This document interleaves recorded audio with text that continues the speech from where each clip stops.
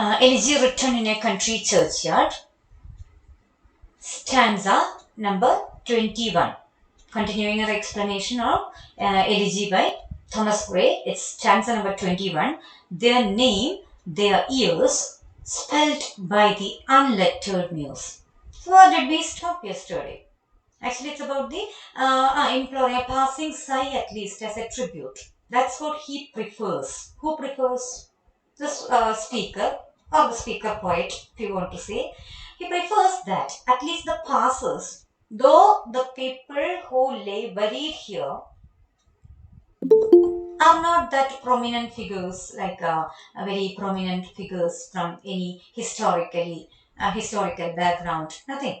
They do not have a history, written history of theirs, or to praise about their great deeds. They are not warriors, but very poor villagers are there here, buried under the in this country churchyard. So that he prefers, actually this is an elegy for them. So he prefers what? At least the passers, let them give them, pay them respect by by passing, let them have passing tribute of a sigh at least. So they lived and died. That kind of a sigh of concern. That's where we stopped yesterday. Now, their name, their ears, their name, their ears are spelt by the unlettered muse. That is it, unlettered muse. Actually, their names and ears spelt by the unlettered muse. So you can see some tomb, something is there for them. Not in a very furnished or refined way. And same, in the same way, you can see something is written there. In memory of them, something is written. Some scribbling you can see there. But this unlettered muse, this spelling is something is written by someone who is not that educated. That's what you mean by unlettered. Muse here may stand for the village poet. The place of fame, and elegy supply. So elegy obviously means something like you're paying a tribute to someone.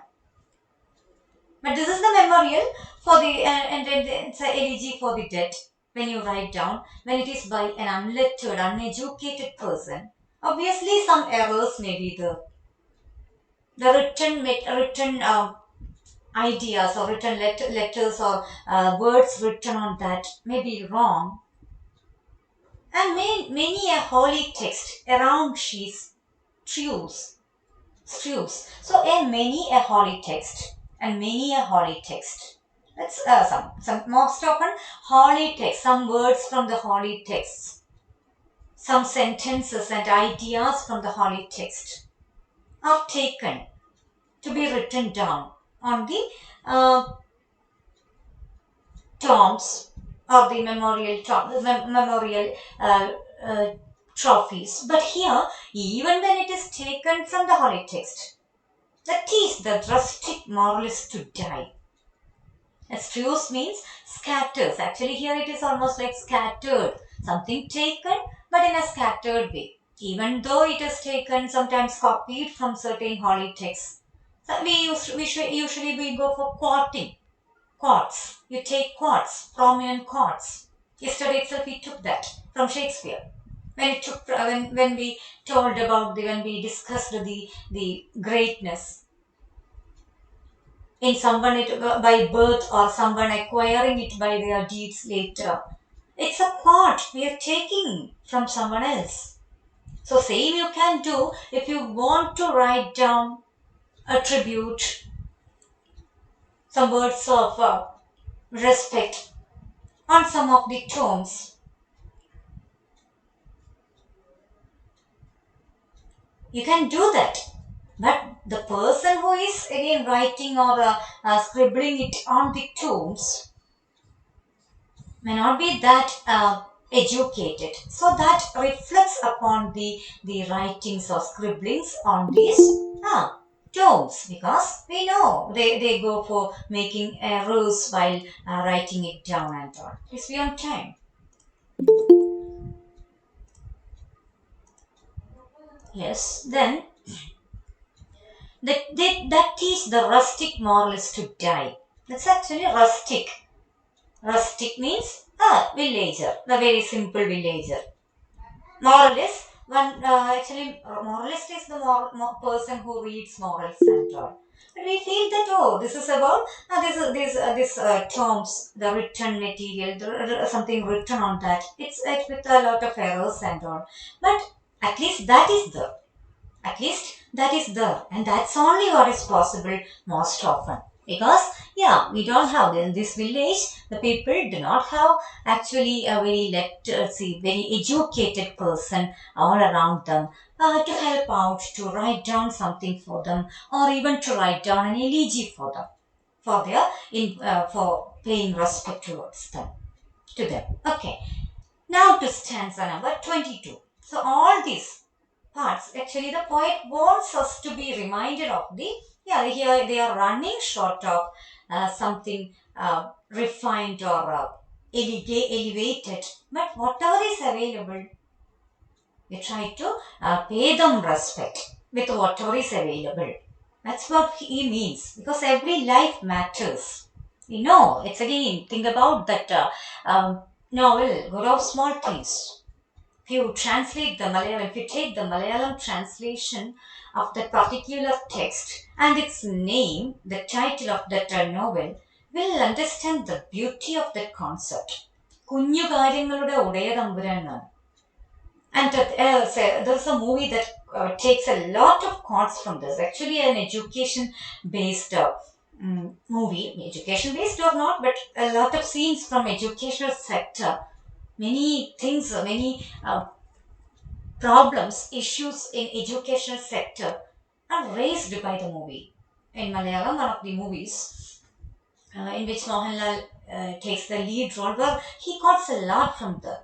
And he tells this particular sentence and this quote to a teacher who's not really compassionate towards her kids. And at a point, he mentions this. You should be that a goddess of small things. So all lives matter. So each life matters. This is what the poet wants us to be reminded of. Hope you're following. Now to stanza number 22. For whom to dumb forgetfulness a prey. Dumb. Dumb, deaf and dumb. Dumb means, yeah, you cannot speak. For who to dumb forgetfulness a prey. A prey, P-R-E-Y, prey. Prey means victim. This praise, it stands for victim. It's a noun. The other one is pray. P-R-A-Y, pray, which is the kind of worshipping and all. Prayer, pray. That is P-R-A-Y. Please don't be confused. This pleasing, anxious being, ever resigned. This pleasing, anxious being. Pleasing, anxious being. Actually, we know life is a mixture of pleasures and anxieties. You cannot trace or cannot point out a single person even who is completely throughout happy throughout his or her life, or unhappy throughout his or her life, or a life which is devoid of any anxiety throughout from birth to death. No, that's not possible. But think about this, any villager, any person, not just about these villagers, the poor villagers in his area, but no one actually wants to fall prey to forgetfulness. Again, he is trying to point out the kind of wish, at least hidden in every human being, to be remembered. No one wants to go or be a prey of, P-R-E-Y, prey of, victim of forgetfulness. That is after his or her death. No one talks about him or her. And no one prefers that actually. That's what the poet means here. Being ever resigned. Being ever resigned. So giving up. Actually, pleasing, anxious, being ever resigned. Actually, with the death, you give up pleasures, anxieties, everything all alike. You cannot say that you cannot filter your pleasures or your favorite things, and you cannot take it when you're going. When we are going, we have to leave everything that we gain on earth all the same. With the same intensity, we have to leave it here. We cannot help doing anything. So it's a resigning, it's about a giving up.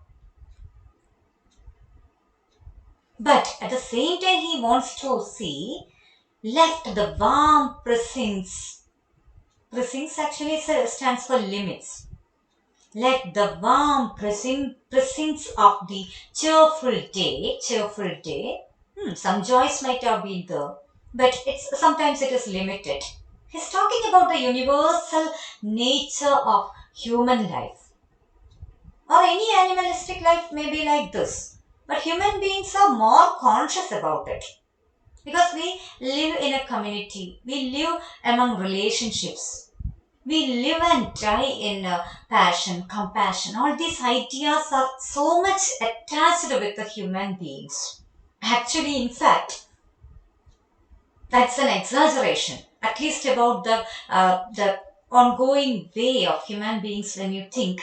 I always feel that human beings, actually, animals are far better. But we always talk about praise about humane nature of human beings and all. What do you think about you talk about being in a community, being in relationships, love, passion, compassion, empathy, sympathy, everything. You attach with humanity. Obviously, that's true. Human beings are supposed to hold all these qualities. But this is a crucial question. When you see all the ways and behavior, mannerisms of human beings all around us, all around the world, whether all of them possess all these qualities without being questioned or without leaving a provision to question that. That is the only way. Obviously, these are supposed to be the qualities. That's why we call you, we are called by the, or we are attributed that humanity, humanitarian concern. All these ideas we have already built up. But how long, how far do we hold it tight? That's the question. So in the same way, everything like a limitation is there for our cheerfulness, the humanity, everything is there when we are alive here. And now cast one longing, a lingering look behind. And he asks, you led life of a mixed kind with pleasures, anxieties, love, compassion, everything. But nothing is taken back when you're going. When we're going, nothing is taken back, but actually, no one wants to be forgotten completely in that way. Nor cast one longing, nor cast one longing. That is, at least someone throwing, everyone was longing, wishing for a lingering look behind. Lingering means actually desiring, lingering. You are coming back and coming back to the spot. Lingering, you're walking around. Look behind. That is, at least someone is there for you to look behind, to remember you. That is the way the poet says. That is about the villager, but it's a universal idea about humanity in general. This longing is not just for the villagers, poor villagers, but for every human being. He says that. If you talk in terms of psychology of human beings, simply about the psychology, obviously every one of us some of us may claim like, okay, I don't wish in that way, I don't wish any appraisal, praising or appreciation, but everyone secretly at least longs for that. That's what he says. And you also can go for an introspection, whether I'm like that. or am I a complete saint? Like saint in the sense of the term, like you're completely in a meditative stage where you nothing can bring you nothing can bring you happiness or unhappiness or stress or anything. That's what the state of meditation, complete spirituality. But I'm sure I think that majority of the human beings, all of us are to a basic degree, all of us are part and parcel of the lifestyle of this world. Like this world means the earthly aspects we are fond of. We are fond of the earthly aspects, luxury. So whatever it may be all around us, we cannot completely throw away everything all of a sudden and go to a state of meditation. At least the commitments hold us back. So this is why you cannot completely be out of the realities of the present world. And this is one of that such a reality, one such reality where every human being wishes, longs. Longing means here it is wishing for that kind of a look behind even after the death. Even after death, he or she wishes to be looked behind. At least a person who they loved or loved them back during their lifetime. Let them remember us. That's what every one of them wishes for. That's what the poet says here. Now to stanza number 23. Stanza number 23. On some fond breast, the parting soul relies. Actually, this is not at all the way in which this poem is to be read. Parting soul relies. This we know that a rhyme, how to not rhyme but meter, metrical composition, which this in which with which this poem is written. But for the sake of our emphasizing certain points in view of its meaning, grasping the meaning and getting the idea, I'm actually staying away from such a reading. And again, I do admit that I don't know how to read it completely with that much proficiency. That also is one part of it. We have that division as such given here, we may be able to. But on some fond breast, the parting soul relies. Now 23, fond breast. That's actually loving heart. It stands here for loving heart. The parting soul relies. Parting soul means the dying person, the person who is dying. Relies means depends. Here it depends actually. Even when, even while it is the moment of death, the person at least craves and expects, wishes that, oh, these people are all around me. They are all crying, at least weeping for me. They are unhappy about my leaving. So, they may remember me at least later. At least this person or that person may remember me. Think about me later, even after my going back after my course on earth. Some pious drops, some pious drops. The closing eye requires some pious drops means here it stands for the tears that are falling down from some of the beloved people, persons around the dying person. The closing eye requires, actually, the closing eye of the dead person requires some pious drops. But again, you can see a contrast here. Where in valediction, John Donne speaker forbids the mourning. You should not cry. No side tempers or anything like that. No tear floods. Actually, no tear floods. Think about the contrast. The way people think differently. People can think differently. Some people really do not want this to happen. Like my beloved people should not cry. They should not go on mourning my death. They should be happy after my leaving. Some people think like that also. But some people are there who wish for this, and we cannot blame them actually, at least for their wish to be remembered after death. We can see that as a basic, very archetypal wish. Archetypal actually it's recurring. We'll learn that theory and all later. Archetypes. Sometimes something is recurring irrespective of your national geographic boundaries. Think about the concept of motherhood. You always attach some qualities, certain myths repeating in culture after culture. Literature, Indian literature, portraying a particular motherhood, the concept of a motherhood with some mythical characters.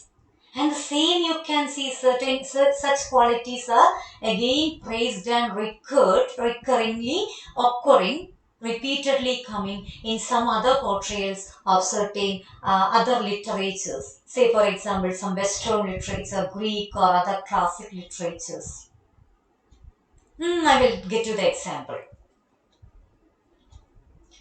The chastity in women. And you have in this Hindu mythology certain woman concepts like Sita, some five best women they list out in that way. Sita and the other one is Tara. Some five, six women are there who are listed out to be the best, and certain qualities are there in them. And again, people who read these writings and they go for this visual representation. When they watch that certain novels or certain epics when portrayed, they get those ideas fixed in their mind. But at the same time, you can see Penelope in some other classic literature where she also is known for the chastity. When her husband Odysseus is away from the country for years. He's a war hero. This woman awaits against the wooing of different other persons. To again, they come with the request to marry, but she doesn't yield. And these concepts are recurring in the same way. You can see literature of national literature, nationwide literature. See, literature, literary types, literary writings, irrespective of their boundaries, repeatedly portraying certain qualities and characteristics, which are very particular about the human conscious, collective unconscious. We hold a kind of a passion for that, and this can be taken as a collective unconscious wish or a characteristic in any human being that is wishing for some persons at least to remember them. We cannot blame them all blindly. So even from the tomb, the voice of nature cries. Actually, voice of nature here stands for, it's not nature that is crying, but this voice of nature, it's in a capital letter, given in capital letter, and it has its own significance there. Even from the tomb, the voice of nature means that very natural desire to be remembered. Please note down that. Write down it above your notes, please. Voice of nature cries, it longs, it begs for that kind of an attention. Even in our ashes, live their wanted fires. Wanted fires, that habitual feelings, their wanted fires. So this is a habitual feeling of every human being, or at least a majority of them, hold all these wishes in general, in unison. So in all our ashes, so we also may go one day. And but this will be coming as a recurring wish of the collective unconscious, of the people who are dead, who are yet to be dead. If you want, you can go for a very simple categorization of every living and see it's about dead or yet to be dead. It's a very simple categorization. We go for unlikely complications in the mode of numerous different criteria based. Like how many categorizations we go for? And it's very simple that you just categorize if you're very particular about beings, living beings as either dead or to be dead. It's very pessimistic it is. Don't want to promote that. Still, death is not something very undesirable. Actually, you have to. If you, at the moment we accept that as a very prominent reality, an undeniable reality, it's unlikely. The unlikely tension, unlikely worries that are attached with them, with that, goes away. Sorry, go away. Okay, so that's all with it. So stanza number 23 reads like this. It's like this. That's about the common desire of any human being. Here he is not very particularly mentioning about the village poor, maybe about the whole of humanity in general. Now to stanza number 24. Yes. For thee means here the point actually for thee. For thee, here it stands for the poet. Let us see how it is in that way. Who mindful of the unhonored dead. Who mindful of the unhonored dead. That's it.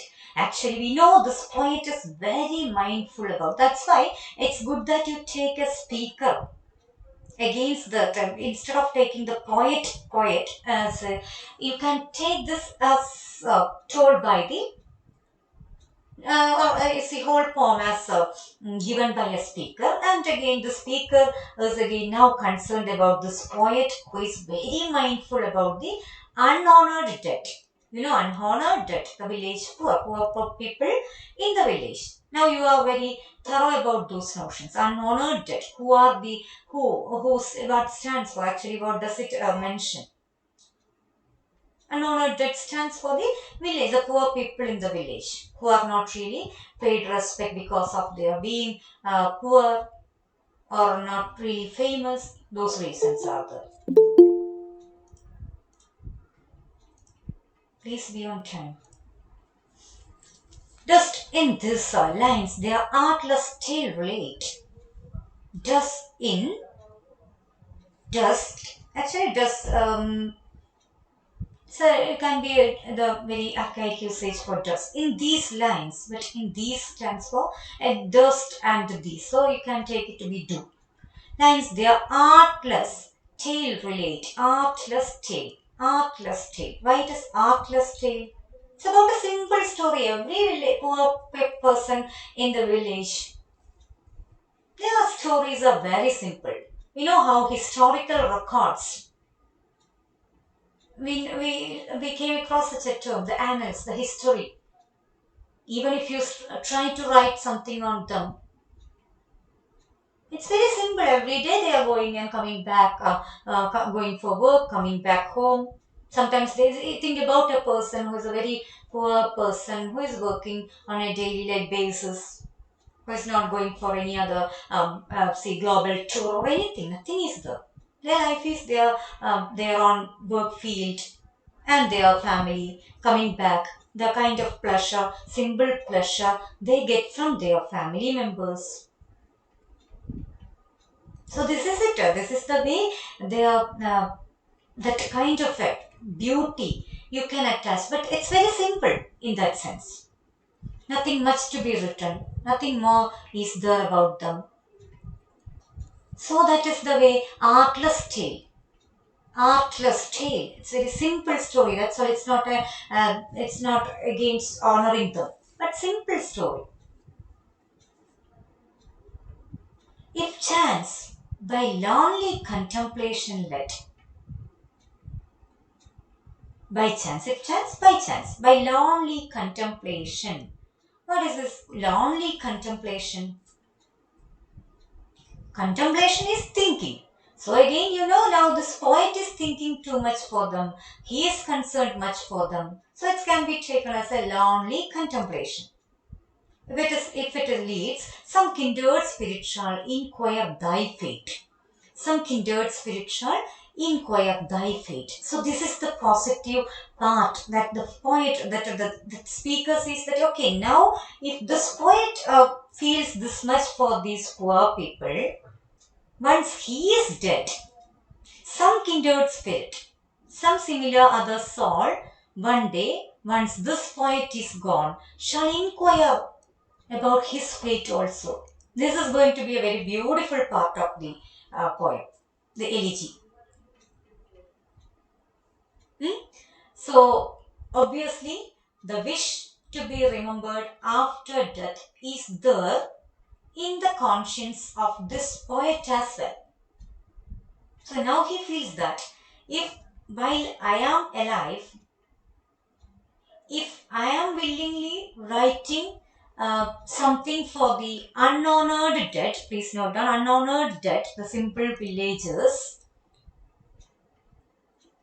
sometimes, okay, I am also not a very prominent writer. That's what Gray feels, but actually he is a very famous poet. Even during his lifetime itself, he was not that unknown, obscure a poet. He's a very honored poet actually. But he did have this melancholic tone every time. His life was immersed in melancholy and all. Melancholy, sadness. So we know we come across people who are very inferior. They hold inferiority complex. So whatever they achieve, even though they achieve something in their lives, they cannot appreciate that. They cannot be happy about it. We cannot say completely that Gray was such a person, but he was most always in a melancholic state. He was much tensed and worried about the events and upcomings in lives, something alive all around him. So here he also, from the same kind of a basic wish, feels like now if I take my time, if I move my pen to write down something in honor of the dead, sometimes maybe perhaps someday after my death some kindred spirit, some other poet or some other person who is walking here all around or who knows me may inquire at least about my fate. That is, he also feels about the threat of being forgotten. After his death, no one may remember me. But if I spend my time to write down something for the unhonored persons, someday someone may, or some of them, some person may come in search of me as well. That's a very beautiful and simple but innocent wish of this poet. Now to stanza number 25. Happily, some hardy-headed swine may say. That is it, happily. It's again, we may have the tendency to take this happily. No, but happily here means perhaps some hoary-headed swain. Hoary-headed? White and grey, that's all. Hoary-headed. Swain, S-W-A-I-N, swain. Swain is just an archaic, A-R-C-H-A-I-C. Archaic means the obsolete word, which is not actually there now in use. That's what you mean by archaic terms. A word which was there but not now. You know how you learned a history of English language, certain loan words or semantic changes, form changes. So you can count all these under that categories, under such categories. So saying may say, some person may say, perhaps. Okay, now poet is shifting to another phase of the poem where he starts imagining about his own death. What may be there after my death? Will someone remember me? Even if someone remembers me, okay, how that remembrance shall look like, how my death procession will look like. I am reminded of a beautiful scene in Pranjiyatan and the Saint movie. What are you thinking about? എൻ്റെ ശവടക്ക് എന്ന് പറയുന്നുണ്ട്. There's a beautiful and very comic scene in that. Actually, he is enjoying that scene. He's not at all worried, but that is with all the respect. Some police officials are there to, yeah, every respect is paid, and he expects that. Actually, immediately after getting this Padma Shri, he wants that to happen. because he wants to, he's fond of her, he's very enthusiastic about getting some uh, appreciation, respect from others. We know that that innocent character actually. Nuances may be there, but I do enjoy that movie every time I watch. But here, actually, you can see this is moving to that kind of a tone. Here, Gray is trying to imagine his death or someone remembering him. Let us see how he does that. May say some person, some white and grey haired person may say, so it's a country youth, actually youth, a young person, comparatively younger than him, may say, someone will speak about him. So his wish makes him write like this. Of have we seen him at the peep of dawn? Oft, so often have we seen him at the peep of dawn. Oh, there was a person coming and walking around here at the peep of dawn, brushing with hasty steps the dews away to meet the sun upon the upland lawn. What is it? All this is completely it is about the grey. No one else. After his death, actually, he is not there walking around this countryside. So, he is not there for day one, day two, day three. So, someone at least who might have noted me down while my walking here all around all these years may think, where is he now? We used to see him. So we also come across such people. We do not know the whereabouts or anything. Nothing we know. But we usually see, sometimes it is on the road. But sometimes we may be court travelers. We usually see some, there are people, even some women are there. We never feel like asking things because we are too much acquainted by the time. Sometimes we may know that they are working in that institution and all. But some after some years, some months, we never see them later. We never see them. How many acquaintances are there whom I miss actually in that way? There is a woman. There are women who were there in my bus stop when I used to catch bus. But nowadays we do not. Actually, COVID-19 pandemic brings not just some losses of the kind that we always talk about, but these are also losses. In fact, I wrote a poem about this. Is it all lessons? So losses are the which we do not feel like counting, but those count. Actually, everything counts. Everything in a human life counts. So here, the same thing. It's that is again a universal experience. We are not really friends or anything, but that very presence. Okay, from that stop, this kind of a woman catches the bus. Sometimes she smiles at me. But now she's not there. Where is she? No, we do not know anything about. And we know when we feel that mm, sense of losses, we may never see them again in our lifetime. That is the problem. Okay, and then think about that sense of loss. Otherwise, we may think, okay, I don't know the name of that person. I don't know anything. It is not not a colleague, not even a friend. But and again, there is no role for this person in my life. But actually, the presence itself, if we noted down that sometimes we might have noted them for their way of talking. Their smile even mattered. In the morning, think about you are getting a very fresh and beautiful smile, a friendly smile from a woman or any person, whatever it may be. Some kids used to be there in my bus. They were noted down by everyone, almost everyone, because they were helped by people. Actually, they were going with a very huge, very bags with that much weight and all. We used to note them down. Very friendly to everyone. But now they are not there. They are there, but we never meet them again. I never met them again after that. Some 2 to 3 years we were called travelers. Where are they? So this is the problem. And now we have, this is the same way. Any person, if the person has noted this poet here, who is a wandering kind in the dawn time, during dawn time, or dusk and dawn, he's there all around the village.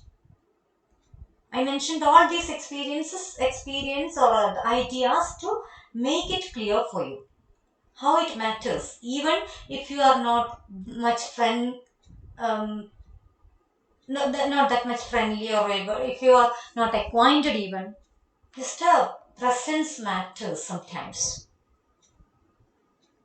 And brushing with the hasty steps, the dews away, to meet the sun upon the upland lawn.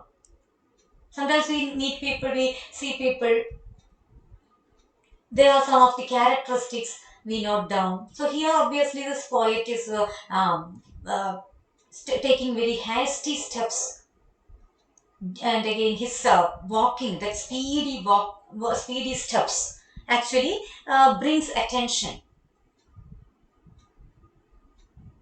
And this way he noted it down. Think about that hasty steps, and dews are can I see thrown away, brushed away by his walking. So this person and his ways, that is great. Maybe the poet and his ways, the characteristics, some of the characteristics had been noted down by this person, this swaying. Now he is not there. Where is he? So obviously that kind of a doubt and that remembrance, that memories strike him now. Some other person. You have to note down the presence of another person. Thinking about this poet, who is after his death, who is not there to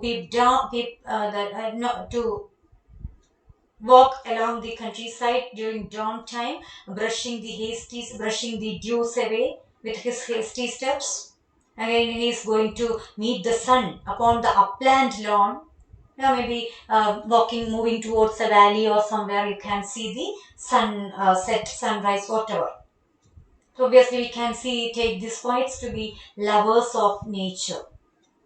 So such features are there and noted down by a swain, a country young person in the same village, and he may ask about this or at least think about him. Okay, so uh, next stanza we'll discuss now.